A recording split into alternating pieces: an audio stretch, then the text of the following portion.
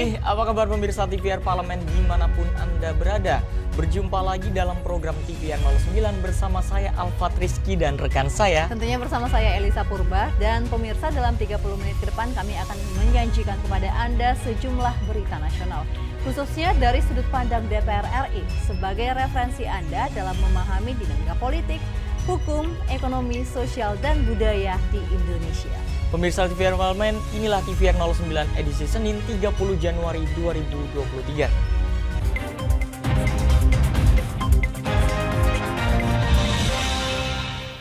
Pemirsa, berita pertama tentang BKSAP DPR RI yang memperkuat kerjasama bilateral Indonesia-Perancis di berbagai bidang khususnya pendidikan dan juga olahraga. BKSAP DPR RI menyatakan akan mengirimkan kontingen Indonesia pada penyelenggaraan Olimpiade 2024 di Perancis. DPR RI menyambut baik kunjungan delegasi Senat Perancis dalam kaitan kerjasama bilateral di berbagai bidang, terutama ekonomi, politik, sosial, dan pendidikan.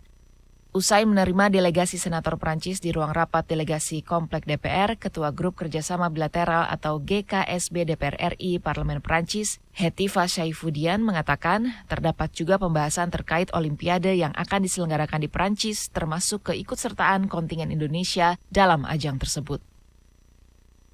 Parlemen Indonesia merasa bangga menerima kunjungan dari Senat Prancis yang ternyata membuka kesempatan banyak hal untuk memperdalam kolaborasi dan kerjasama antara Indonesia dengan Prancis di berbagai bidang ya, dari mulai tadi. Bahkan tadi ada tawaran yang kayaknya harus langsung kita tindak lanjuti ya untuk 2024 terkait olahraga, akan terselenggara Olimpiade dan kita bisa mengirimkan volunteer-volunteer generasi muda ya untuk bisa ikut mendukung, mensukseskan kegiatan tersebut di bidang olahraga.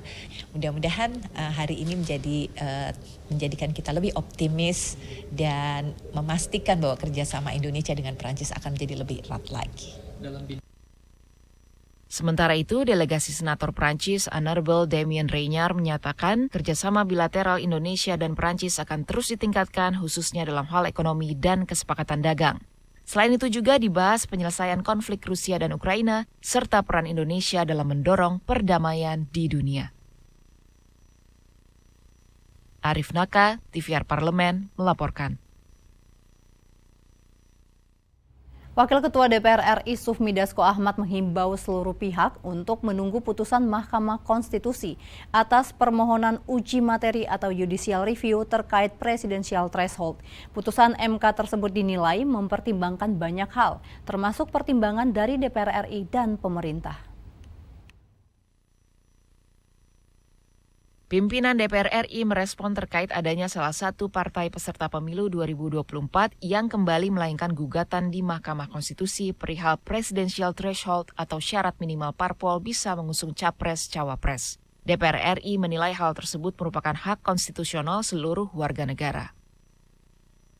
Wakil Ketua DPR RI Sufmi Dasko Ahmad yang ditemui di Gedung Nusantara 3 Senayan baru-baru ini mengatakan Mahkamah Konstitusi memiliki pertimbangan-pertimbangan tersendiri untuk memutuskan hasil judicial review dan mengimbau semua pihak menunggu keputusan apa yang akan dikeluarkan oleh MK.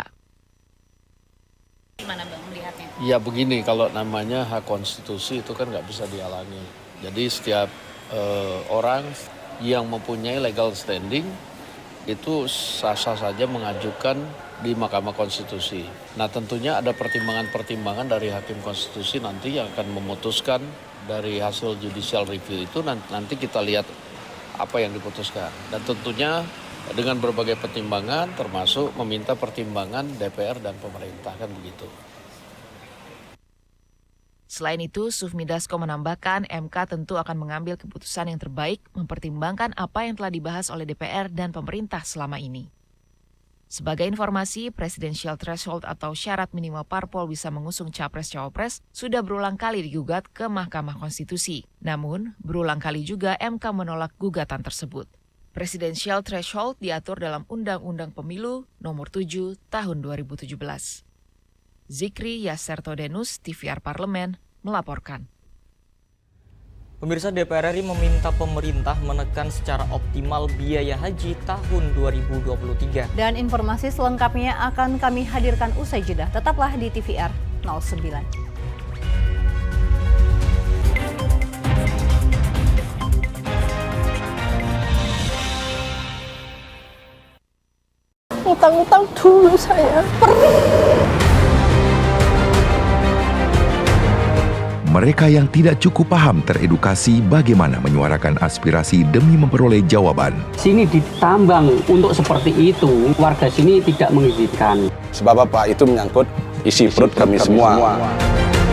Hadir menelisik mulai dari hulu ke hilir. Mengapa?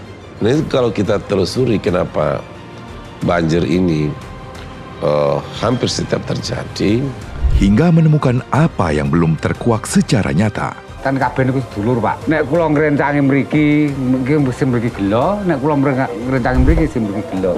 Nggih kedah adil wae, Pak, tengah-tengah. Menghadirkan peran anggota DPR RI demi mendapatkan solusi. Saksikan Suara Dapil, Senin sampai Jumat pukul 10 waktu Indonesia Barat, hanya di TVR Parlemen.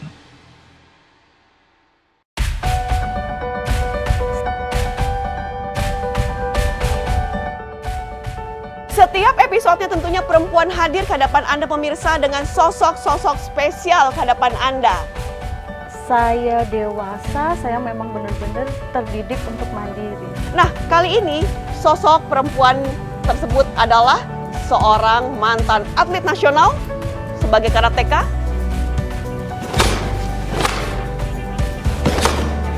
Kemudian pernah menjadi salah satu volunteer di Gaza.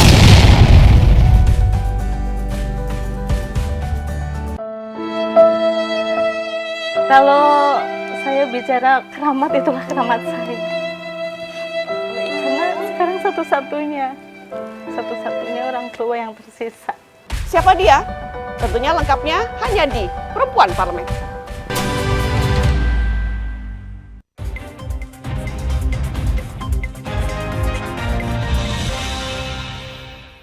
Dan pemirsa, terima kasih Anda masih setia menyaksikan TVR 09. Pemirsa, dalam upaya menekan biaya haji tahun 2023, Komisi 8 DPR RI meminta pemerintah menekan biaya-biaya komponen haji. DPR RI juga akan melakukan kajian terhadap biaya penerbangan pada beberapa maskapai yang dianggap lebih efisien. Komisi 8 DPR RI mengupayakan biaya haji tahun 2023 dapat ditekan secara optimal dengan memperhatikan komponen-komponen yang berpengaruh signifikan terhadap kenaikan. Wakil Ketua Komisi 8 DPR RI Diah Pitaloka mengungkapkan, salah satu poin pembahasan bersama maskapai Garuda Indonesia di mana tidak dikeluarkannya visa kecuali visa haji oleh pemerintah Arab Saudi mengakibatkan pesawat kembali dari Arab Saudi tanpa penumpang. Hal tersebut berdampak pada biaya sewa pesawat menjadi lebih tinggi. Selain itu, Komisi 8 juga akan mengkaji perbandingan biaya pesawat pada beberapa maskapai penerbangan untuk mencari mana yang paling efisien. Salah satu yang jadi persoalan memang kita ini sistemnya sewa pesawat. Karena kalau pulang dari Saudi musim haji, ini tadi kita diskusi sedikit sama Garuda, pesawat pulang itu kosong karena Arab tidak mengeluarkan visa selain visa haji. Nah ini jadi kita bayar hampir 2 kali lipat gitu loh karena pulangnya kan kosong. Jadi sistemnya sewa. Nah ini yang harganya menjadi lebih tinggi daripada harga pesawat biasa gitu. Tapi tentu nanti kita akan juga mengeksplor gitu ya kira-kira tingkat harga pesawat dengan maskapai penerbangan lain atau juga mungkin tren harga pesawat dengan haji khusus. Diah Pitaloka mendorong Kementerian Agama melakukan efisiensi biaya penyelenggaraan haji sehingga tidak terjadi pembengkakan dalam penggunaan nilai manfaat dari dana haji dan biaya yang dikeluarkan oleh jemaah. Helmi Darmawan, TVR Parlemen, melaporkan. Pemirsa, DPR RI menilai pemahaman mengenai bahaya seks di luar nikah dapat mengurangi angka pernikahan dini di Indonesia. Pemerintah diharapkan dapat menyiapkan wadah-wadah kegiatan di luar sekolah agar para remaja dapat mengeluarkan ekspresi dan kreativitasnya.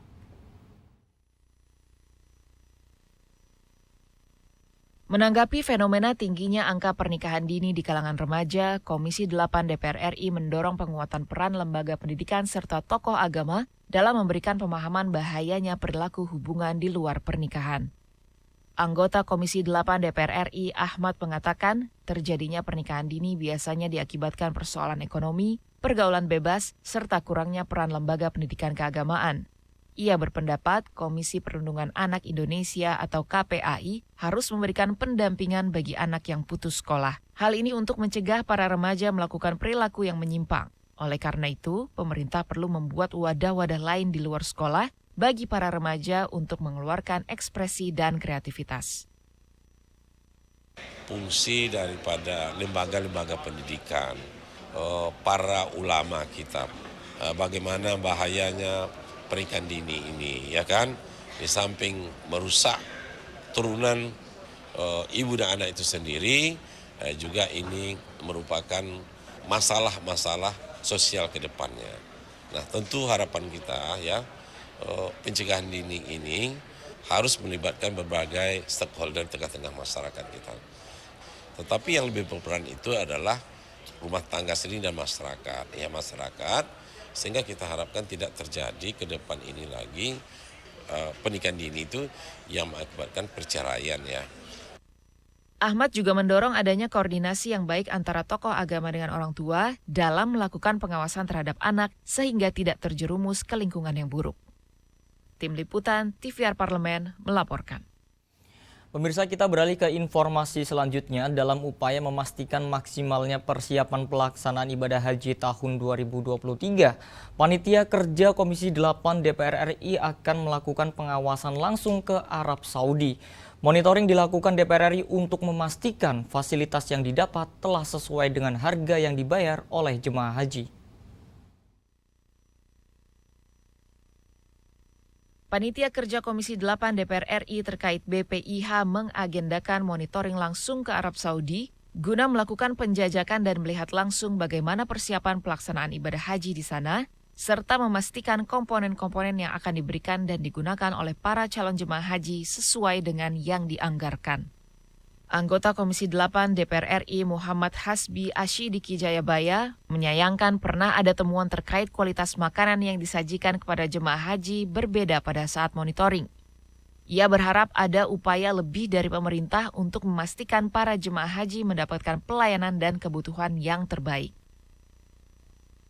Ketika monitoring, pengalaman saya pribadi pada saat tahun 2020, saya minta mana contoh piring ataupun makanan yang akan disajikan kepada para jemaah haji Indonesia.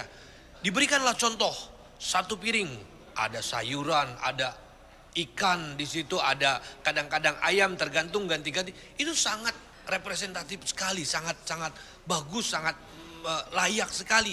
Tapi pada saat monitoring bagus, pada saat pelaksanaan berbeda. Ada wacana dari Kementerian Agama agar ada petugas yang mengecek setiap sebelum disajikan, misalnya dicek dulu nih sesuai tidak. Hasbi berharap apa yang dibayarkan oleh calon jemaah haji sesuai dengan yang diterima ketika sedang melaksanakan haji. Pemerintah harus memastikan pelaksanaan haji semakin baik setiap tahunnya. Halim dan Domi, TVR Parlemen, melaporkan. Pemirsa, Kementerian Agama Republik Indonesia mengusulkan biaya haji tahun 2023 naik menjadi 69 juta rupiah. Nah, pemirsa, angka ini dinilai naik signifikan ketimbang biaya haji tahun 2022 yang berada di kisaran 40 juta rupiah. Nah, pemirsa, kita akan simak informasi selengkapnya setelah jeda berikut ini.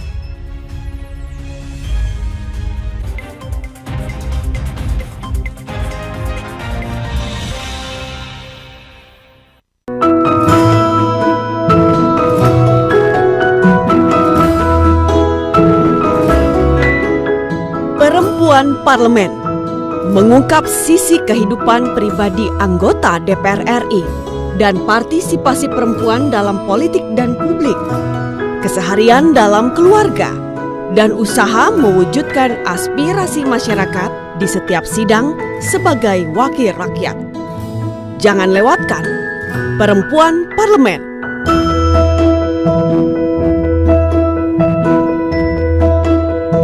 hanya di TVR Parlemen.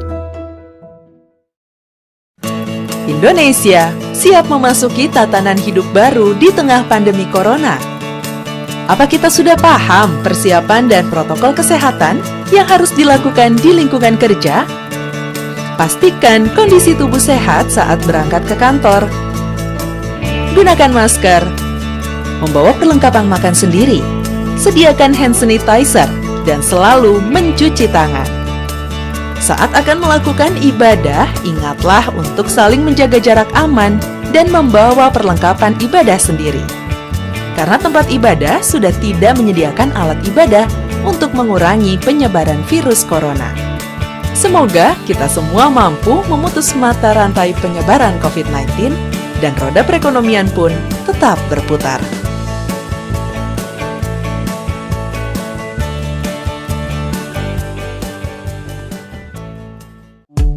DPR RI memiliki fungsi diplomasi dalam menjalankan politik luar negeri sesuai dengan pasal 116 Undang-Undang MD 3. Kontribusi aktif BKSAP DPR RI memainkan peranan penting dalam memenangkan persaingan global melalui IPU, IPA, IPPF, AIPA, dan PUIK.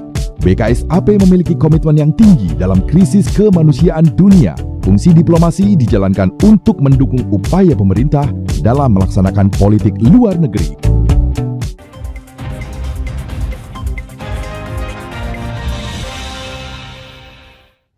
Kembali di TVR 09. Pemirsa, rencana kenaikan ibadah haji tahun 2023 yang diusulkan pemerintah kepada DPR RI menuai reaksi dari masyarakat. Pasalnya pemerintah Arab Saudi menurunkan harga biaya haji hingga 30% dibanding tahun 2022. Pemerintah Indonesia menjelaskan ke depannya biaya penyelenggaraan ibadah haji atau BPIH akan dibagi beban pembiayaannya dengan skema 70% atau senilai 69 juta rupiah dibebankan kepada jemaah, sementara 30%-nya atau senilai 29,7 juta rupiah akan ditanggung pemerintah melalui dana subsidi.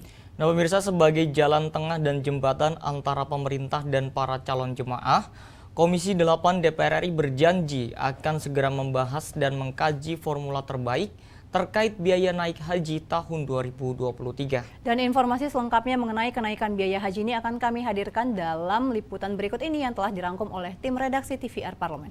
Berikut ini.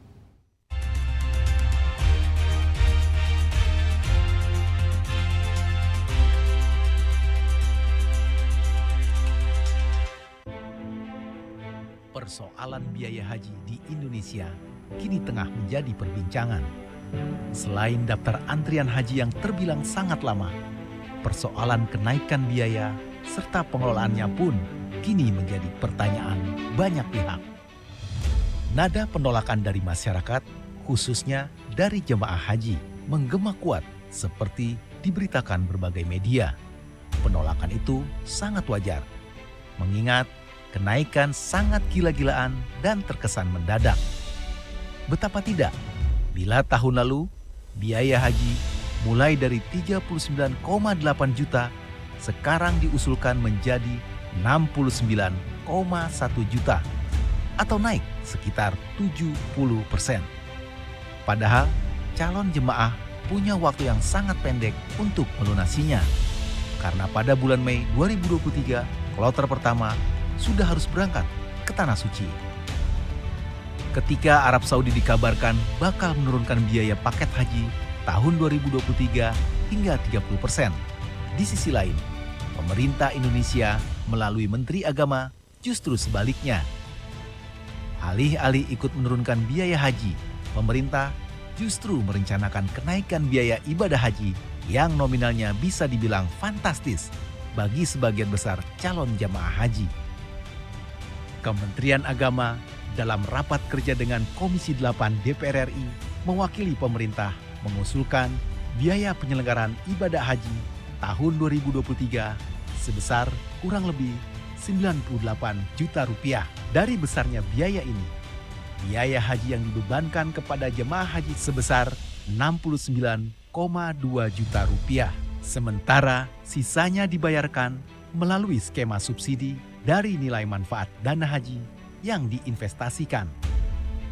naiknya usulan biaya yang dibebankan kepada calon jemaah haji dan turunnya skema subsidi dari nilai manfaat haji yang diinvestasikan tentu saja menuai polemik. Pasalnya, penurunan subsidi mencapai 49,14%.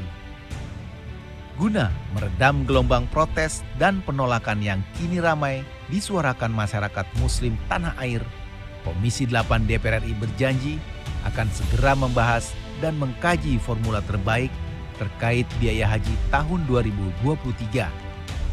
Di sisi lain, DPR melihat banyak hal yang lain tak kalah penting untuk dibahas dan disiapkan Kementerian Agama. Di antaranya, terkait penambahan kuota haji, kesiapan sarana dan prasarana, infrastruktur penunjang ibadah haji, dan tidak adanya batasan usia bagi calon jamaah haji. DPR meminta semua pihak untuk tidak hanya fokus dan menghabiskan energi dalam pusaran pembahasan rencana kenaikan biaya haji. Namun, semua instrumen penunjang kelancaran ibadah haji bagi calon jemaah haji asal Indonesia harus menjadi prioritas saat ini. Dan ini menjadi bahan pertimbangan DPR yang harus dipikirkan secara matang dan harus kami sampaikan kepada para jamaah. Tentu tidak mudah kami untuk menghitung ulang kembali jumlah berapa beban yang harus disampaikan kepada para jamaah. Maka kami Komisi 8 ya, insya Allah akan segera untuk rapat dengan Menteri Agama dalam konteks penetapan biaya penyelenggaraan ibadah haji tahun 2023. Polemik kenaikan biaya haji kini tengah menjadi sorotan semua pihak. Bagai petir di siang bolong, masyarakat yang kini tengah menunggu namanya masuk daftar antrian haji tahun 2023 kaget membayangkan besaran biaya tambahan yang harus disetorkan. Namun, DPR meminta masyarakat tetap tenang, mengingat usulan tersebut masih akan dibahas dan dikaji lagi oleh Komisi 8 dan Kementerian Agama. Di sisi lain, kesiapan dan peningkatan kualitas layanan Kemenak kepada calon jemaah haji juga harus mulai dipikirkan, termasuk peningkatan kualitas pelayanan kesehatan, makanan, pemondokan, dari keberangkatan saat berada di Tanah Suci hingga seluruh jamaah haji asal Indonesia kembali tiba di tanah air. Tim Liputan TVR Parlemen melaporkan.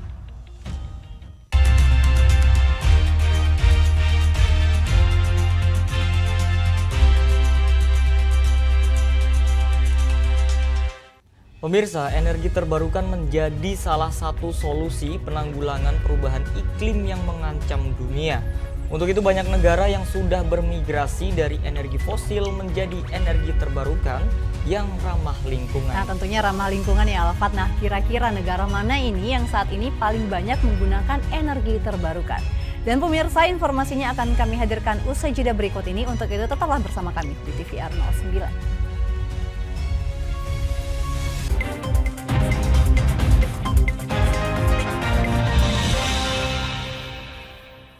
Utang-utang dulu saya. Mereka yang tidak cukup paham teredukasi bagaimana menyuarakan aspirasi demi memperoleh jawaban. Sini ditambang untuk seperti itu, warga sini tidak mengizinkan. Sebab apa? Itu menyangkut isi perut kami semua. Hadir menelisik mulai dari hulu ke hilir.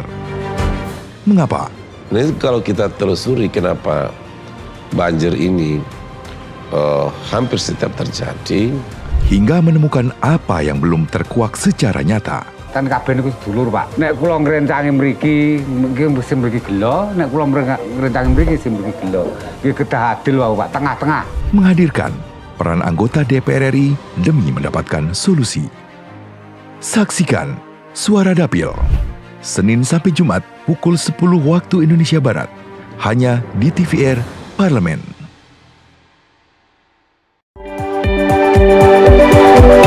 Perempuan Parlemen mengungkap sisi kehidupan pribadi anggota DPR RI.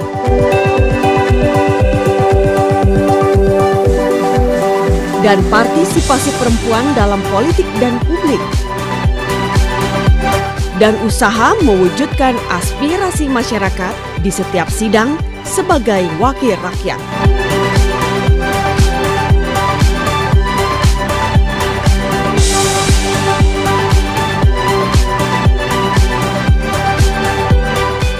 Keseharian dalam keluarga. Jangan lewatkan Perempuan Parlemen. Hanya di TVR Parlemen.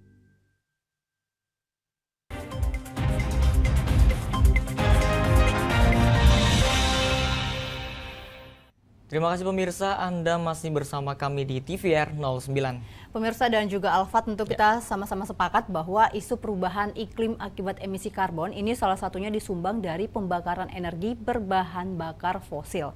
Nah, untuk itu negara-negara di dunia saat ini berlomba-lomba untuk bermigrasi nih dari energi fosil menjadi energi terbarukan.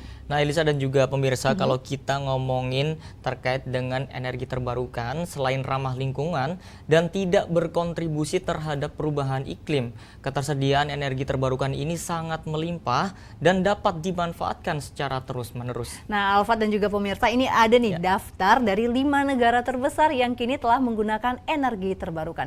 Dan pemirsa, temukan jawabannya dalam segmen Intips berikut ini.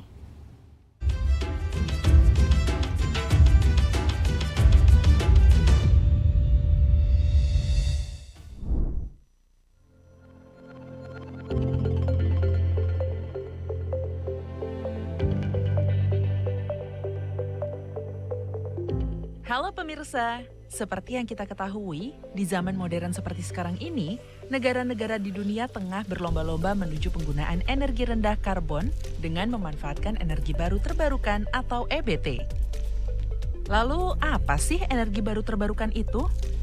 Energi baru terbarukan adalah sumber energi terbarukan yang bisa dimanfaatkan secara terus-menerus dan tersedia di alam. Energi terbarukan bisa dimanfaatkan secara bebas dan bisa diperbarui secara terus-menerus karena ketersediaannya di alam begitu melimpah, sehingga tidak perlu khawatir kehabisan sumbernya. Energi terbarukan juga merupakan sumber energi ramah lingkungan yang tidak mencemari lingkungan dan tidak memberikan kontribusi terhadap perubahan iklim dan pemanasan global. Hal tersebut karena sumber energi terbarukan berasal dari proses alam yang berkelanjutan dan tersedia tanpa batas. Nah, kira-kira negara mana saja ya yang menduduki peringkat sebagai negara pengguna EBT terbesar di dunia? Apa Indonesia masuk ke dalam daftar negara pengguna EBT terbesar juga? Langsung saja yuk kita simak ulasannya berikut ini. Yang pertama, Swedia. Berada di urutan pertama, Swedia merupakan negara pengguna EBT terbesar di dunia. Bagaimana tidak, pada tahun 2015 saja, Swedia telah memiliki mimpi ambisius, yakni ingin menghentikan penggunaan pembangkit listrik berbasis bahan bakar fosil pada tahun 2040. Atas upayanya dalam meningkatkan investasi di bidang tenaga surya, angin, penyimpanan energi, jaringan pintar, dan transportasi bersih, Swedia bahkan disebutkan telah menjadi negara pertama di dunia yang menuju 100% EBT. Peringkat kedua diduduki oleh Costa Rica. Costa Rica adalah negara terkecil kedua di Amerika Tengah yang berbatasan dengan Nicaragua, Panama, Samudra Pasifik, dan Laut Karibia. Prestasi Costa Rica dalam penggunaan energi terbarukan juga sangat membanggakan. Sebanyak 94% kebutuhan listrik di negara ini dipasok dari sumber energi terbarukan. Rinciannya, sebanyak 76% kebutuhan energi negara ini berasal dari pembangkit listrik tenaga air. Sementara 18% sisanya berasal dari sumber energi terbarukan lain, terutama dari energi panas bumi. Yang ketiga ada Skotlandia. Skotlandia sangat mengandalkan energi angin sebagai sumber EBT-nya. Pada tahun 2019, 98% kebutuhan listrik di Skotlandia bahkan sudah dipenuhi oleh EBT tenaga angin. Skotlandia berupaya mencapai emisi nol karbon pada tahun 2045 dan ditetapkan sebagai target yang mengikat secara hukum. Hal ini menjadikan Skotlandia sebagai negara dengan salah satu target iklim paling ambisius di dunia.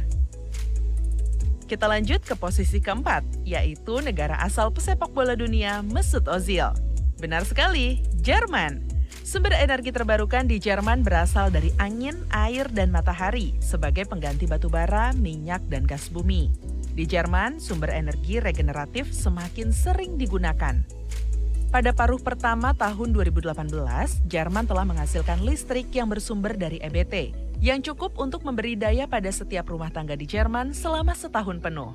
Negeri ini juga memiliki ambisi untuk mencapai target 65% EBT pada tahun 2030. Dan urutan terakhir di daftar ini adalah negeri tirai bambu, Cina. Pada tahun 2017, Cina telah memiliki sejumlah teknologi surya dan kapasitas tenaga angin terbesar di dunia. Cina juga berkomitmen untuk menghasilkan 35% listriknya dari EBT pada tahun 2030 dan membersihkan udara yang tercemar. Cina terus berupaya meminimalisir penggunaan bahan bakar fosil dengan memfasilitasi pemanfaatan batu bara yang aman, cerdas, dan ramah lingkungan. Sejak tahun 2016 hingga 2019, Cina berhasil memangkas lebih dari 900 juta ton kapasitas produksi batu bara usang per tahunnya. Cina juga menerapkan rencana per 5 tahun di sektor energi terbarukan. Rencana 5 tahun ketenaga listrikan tersebut bertujuan untuk meningkatkan bagian bahan bakar non-fosil. Rancangan itu terus diperbarui hingga bisa mencapai angka 33% suplai energi nasional pada tahun 2025. Tak hanya 5 negara yang telah disebutkan tadi, penggunaan EBT pun terus digaungkan di tanah air. Hal ini dilakukan dalam rangka proses peralihan sumber energi yang selama ini masih bergantung pada energi fosil dan batu bara, yang diketahui keberadaannya terus menipis bahkan menuju kelangkaan. Mengingat potensi alamnya yang amat besar, tentunya kita semua berharap ke depannya Indonesia mampu menyiapkan energi yang handal dan mandiri dengan tetap mempertahankan pemeliharaan lingkungan hidup. Demikian informasi dan tips kali ini, sampai jumpa lagi di Intips berikutnya.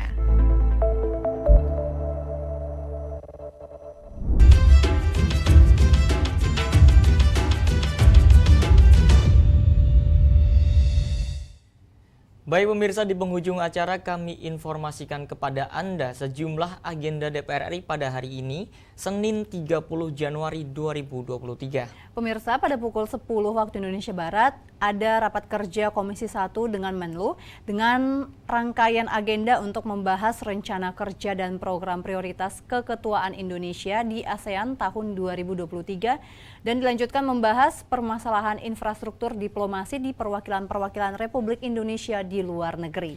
Dan pemirsa, di siang harinya pada pukul 14 waktu Indonesia Barat, Komisi 6 menggelar rapat dengar pendapat dengan Dirut PT Bahana Pembinaan Usaha Indonesia, Dirut PT Asuransi Jasa Indonesia, Dirut PT Asuransi Kredit Indonesia, Dirut PT Jaminan Kredit Indonesia, dan Dirut PT Jasa Raharja terkait holding BUMN Asuransi. Pemirsa, sejumlah agenda serta program DPR RI lainnya tentunya masih dapat Anda saksikan secara langsung di TVR Parlemen melalui kanal utama, kanal komisi, dan juga kanal alat kelengkapan dewan lainnya yang tentunya dapat Anda akses di tvr.dpr.go.id. Dan pemirsa TVR Parlemen, demikian TVR 09 edisi pagi ini. Kami ingatkan bahwa virus COVID-19 masih ada. Untuk itu terus taati protokol kesehatan dimanapun Anda berada. Kami segenap kru TVR Parlemen yang bertugas mengucapkan terima kasih telah menyaksikan TVR 09 pagi ini. Saya Elisa Purba dan rekan saya Alfat Rizky, sampai berjumpa kembali di TVR 09 esok pagi. TVR Parlemen, Referensi Indonesia.